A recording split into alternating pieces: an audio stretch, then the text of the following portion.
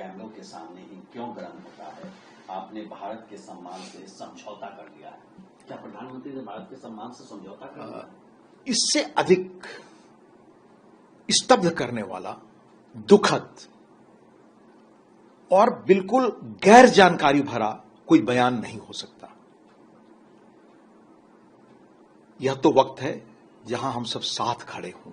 ये मुल्क है, मैं पुनः याद दिलाना चाहता हूं कुछ कहने के पहले, कि जहां 71 का युद्ध हुआ तो ये बहुत बड़े पैमाने पर प्रचारित हुआ कि अटल जी ने इंदिरा जी को दुर्गा कहा है। अटल जी ने उस वक्त कोई प्रतिकार नहीं किया। हकीकत यह थी कि अटल जी ने कहा नहीं था और रिकॉर्ड सारा उपलब्ध है आज। तो ये तो मौका ऐसा है जिसमें सारे देश को खड़ा होना है। लेकिन जब बात ये उठ ही गई है तो हमें अतीत को इस रूप में देखना चाहिए कि भविष्य हमें प्रेरित करे। मैं ये मानता हूं कि चाहे इंदिरा जी हों, जवाहरलाल जी हों, उनकी नीतियों से हमारा मतभेद हो सकता है। जब एक बार कोई व्यक्ति प्रधानमंत्री बनता है तो हमेशा के लिए वो प्रधानमंत्री होता है, हमारा प्रधानमंत्री होता है। पर क्या हो रहा था, आपने नाम सुना होगा शिवशंकर जी का, जो पहले विदेश सचिव थे जब बंबई हमले हुए थे, फिर बाद में भारत के national security adviser, one of the best brain in our civil servants. उनकी किताब है चॉइस, उसका एक चैप्टर है जो मैं आपको दिखाना चाहता हूं।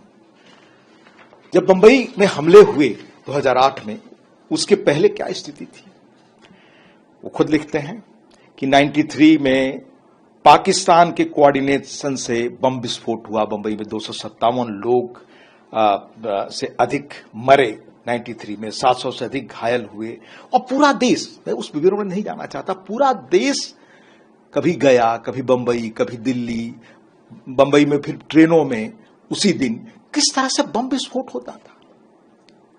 उन्होंने लिखा है कि मैं इस पक्ष में था कि तुरंत कोई कार्रवाई होनी चाहिए, यह भी लिखा है, बाकी अन्य चीजें भी हैं। फिर उन्होंने लिखा है कि कोई कार्रवाई नहीं हुई। उसमें साफ लिखा है कि किस तरह से हमें एक दूसरे बड़े महादेश ने अपने हित में मना कर दिया कि नहीं करना है। मैं पढ़कर कहें तो आपको सुना दूं। तब सरकार किसकी थी और ये जुबान जो आज उठ रही है वो कहां थी?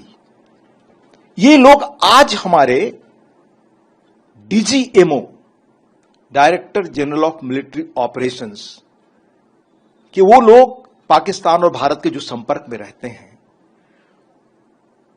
उनकी ओर से जब फरियाद आई कि पाकिस्तान अब सीज फायर करना चाहता है, जो घटनाक्रम साफ है कि जिस दिन हमने उनके मिलिट्री ऑपरेशंस करने के दौरान उनके एयरफोर्स बेसेस अपने स्वदेशी निर्मित टेक्नोलॉजी से तबाह कर दिया, खत्म कर दिया।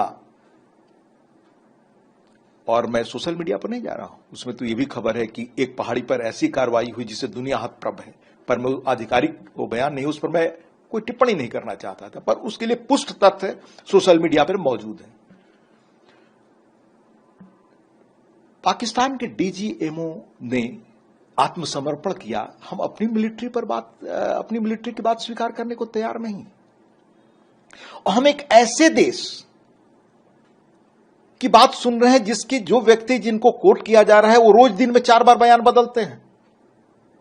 पर यह तो लिखा हुआ है कि बंबई में इतने बड़े विस्फोट के बाद 2008 में आपके कितने लोग मारे गए थे। आप देखें उसमें, ये मैं आंकड़े आपको दे रहा हूं शिवशंकर मेनन जी की पुस्तक से। 166 लोग मारे गए, 308 घायल हुए, 26 देशों के लोग, अमेरिका से लेकर सारे लोग निवासी थे ब्रिटेन वगैरह, मार डाले गए और आप चुप देखते रहे। उसके अलावा मैं आपको और एक जानकारी देना चाहता हूं। ये एक लेख है ब्रह्मचलानी का। ब्रह्मचलानी सबसे इफेक्टिव ढंग से लिखने वाले हमारे खास तौर से डिफेंस वगैरह के मामले में है।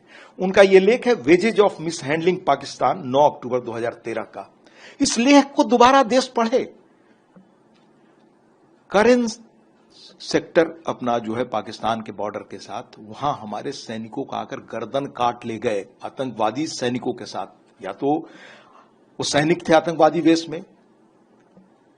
ये सारी चीज उस लेख से मैं हवाला कर रहा हूं। उन्हीं दिनों हमारे तब के प्रधानमंत्री जी गए हुए थे अमेरिका और उनकी बात तत्कालीन वहां के जो राष्ट्रपति थे ओबामा साहब, उनसे होनी थी। इस खबर को छुपाई गई, देश को नहीं बताया गया कि वो बातचीत हो रही है। हमारे सैनिकों का गर्दन काटकर लोग ले गए थे। अतीत में न जाइए। मैं ऐसी 25 घटनाएं गिनाने लगूंगा जब 2004 से लेकर 14 के बीच 1000 मौके आए जब आपको कार्रवाई करनी थी।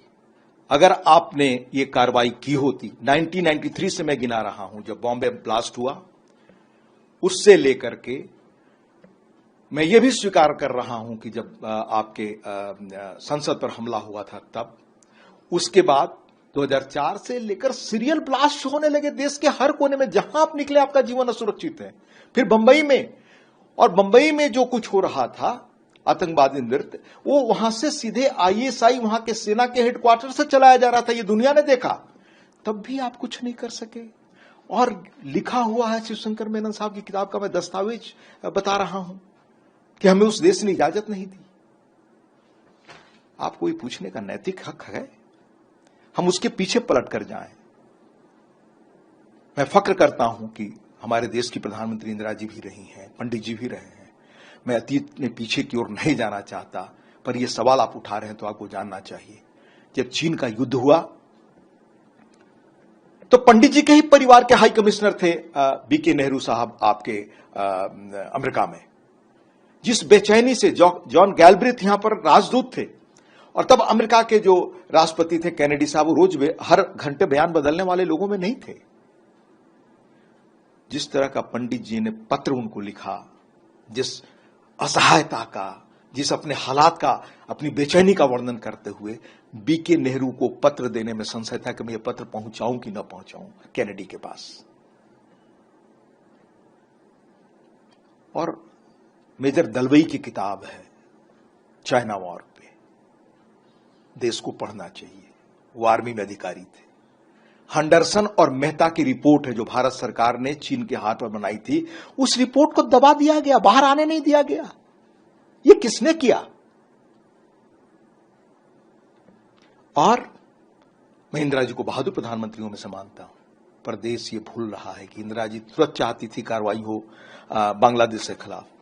इट वॉज मानिक शाह जिन्होंने कहा कि नहीं मैडम, मैं कोई कार्रवाई भी नहीं करूंगा, मुझे आर्मी की तैयारी करनी। और जो डेट मानिक शाह ने दिया था उसी डेट पर युद्ध हुआ। मानिक शाह पर फिल्म है, देख लें आप कृपया। मानिक शाह को गौरव नहीं मिला। मानिक शाह उन जनरल लोगों में थे जिन पर देश को फक्र करना चाहिए। इसी तरह हमारे चीन के युद्ध में थिमैया थे, उनको हटा दिया गया।